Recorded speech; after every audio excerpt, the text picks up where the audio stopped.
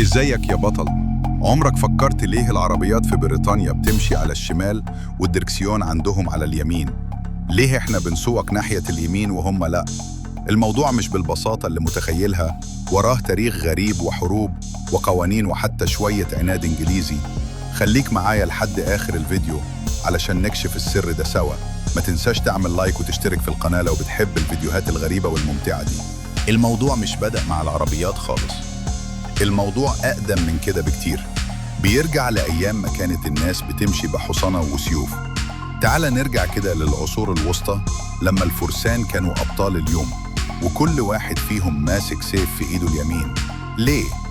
علشان ببساطة أغلب الناس في العالم يمينوية، يعني بيستخدموا ايديهم اليمين أكتر.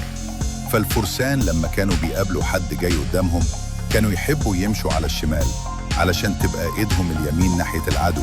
يعني لو حصلت خناقة ولا حد طلع له عينية وحشة يبقى سهل يضربه بالسيف من غير ما يتلخبط. حتى الناس العاديين مش الفرسان بس كانوا ماشيين على نفس النظام. يعني تخيل كده 2 ماشيين على طريق ضيق، كل واحد فيهم ماسك حاجات في ايده، طبيعي انهم هيمشوا على الشمال علشان ما يخبطوش في بعض. والغريبة بقى ان في القرن ال14 الكنيسة الكاثوليكية في اوروبا فرضت قانون بيقول إن الناس لازم تمشي على الشمال في الطرق العامة. يعني الموضوع كان رسمي ومقنن لحد كده تمام. بس لما ظهرت العربات اللي بيجرها خيول وبقوا الناس يقعدوا عليها مش يركبوا الحصان نفسه، النظام بدأ يتلخبط شوية. السواقين دول كانوا بيقعدوا على الحصان اللي على الشمال من العربة علشان يقدروا يتحكموا في الخيول اللي على اليمين، وده خلاهم يفضلوا يمشوا على اليمين علشان يبقوا شايفين الطريق من الجنب التاني.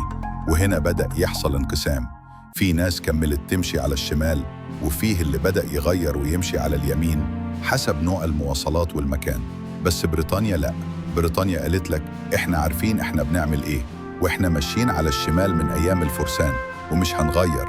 لما العربيات ظهرت بريطانيا قررت تكمل على نفس النظام القديم. يعني بدل ما تغير نظامها قالت ليه نغير؟ ده شغال كويس. ومن وقتها السواقة بقت على الشمال والدركسيون على اليمين. وعلشان نفهم أكتر خلينا نقول إن بريطانيا دايماً بتحب تمشي عكس العالم شوية. يعني درجات الحرارة بالمئوية في أمريكا وبالفهرنهايت في بريطانيا، الطول بالمتر في العالم وباليارد عندهم عادي يعني. بس مش كل أوروبا كانت كده. فرنسا أيام نابليون قررت تعمل العكس. نابليون كان شمالي وكان عايز يمشي جنوده على اليمين علشان يراقبوا العدو بشكل أفضل، فأصدر أوامر إن العربيات تمشي ناحية اليمين والدركسيون يبقى على الشمال. وكل البلاد اللي احتلها نابليون مشيت على النظام ده.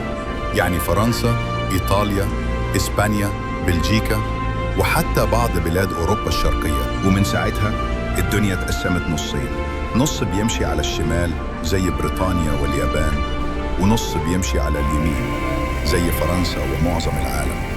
الغريب بقى إن دلوقتي أكتر من 70% من العالم بيمشوا على اليمين والباقي على الشمال.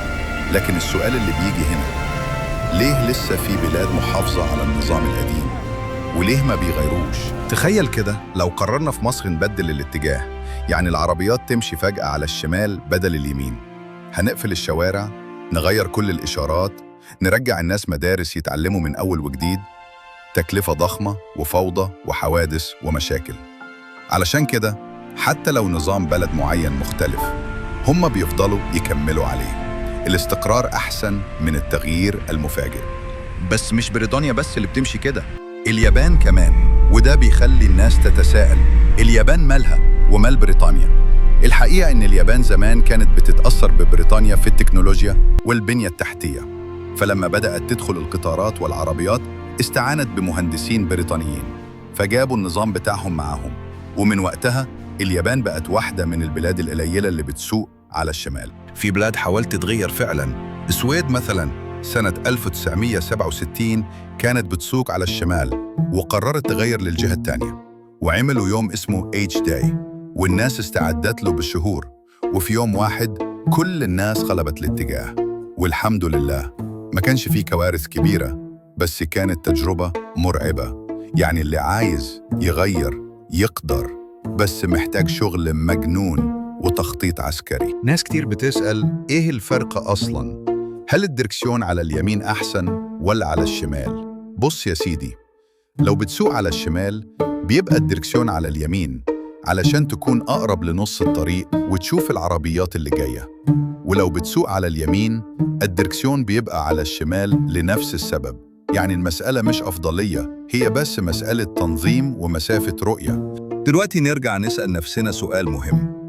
ليه في بلاد في أفريقيا وآسيا بتمشي على الشمال زي بريطانيا؟